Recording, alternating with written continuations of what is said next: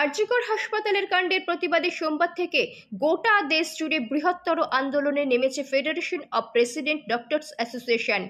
হাসপাতালে জরুরি বিভাগ ছাড়া প্রতিটি বিভাগে চলেছে কর্মবিরতি। অভয়ের হত্যার বিচার চেয়ে কেন্দ্রীয় স্বাস্থ্যমন্ত্রী ও স্বরাষ্ট্র মন্ত্রকের সংগঠনের পক্ষ থেকে চিঠি দেওয়া হয়েছে। আরজিকর হাসপাতালের ঘটনার জেরে উলুবেড়িয়া শরৎচন্দ্র মেডিকেল হাসপাতালে চলে ফেডারেশন অব প্রেসিডেন্ট ডক্টরস অ্যাসোসিয়েশনের পক্ষ থেকে কর্মবিরতি। পাশাপাশি উলুবেড়িয়া মেডিকেল কলেজ চত্বর জুড়ে চলে ডাক্তারবাবুদের মিছিল। আর মিছিলে একটাই আওয়াজ ওঠে, ধর্ষকের অবিলম্বে শাস্তি চাই। Justice! We want justice! We want justice! লড়াই লড়াই লড়াই চাই! লড়াই লড়াই লড়াই চাই! লড়াই লড়াই লড়াই চাই! লড়াই! ধর্ষকের শাস্তি চাই! ধর্ষকের শাস্তি চাই! ধর্ষকের শাস্তি চাই! We want justice! We want justice! ধর্ষকের শাস্তি চাই! ধর্ষকের শাস্তি চাই! We want justice! We want justice! We want justice! We want justice!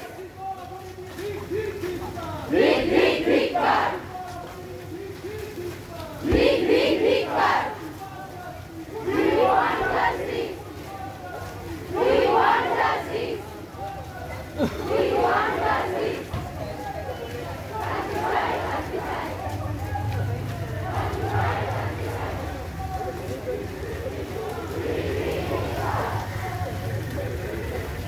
পুরো ব্যাপারটা এটা কিন্তু 2-3 দিন অলরেডি হয়ে গেছে।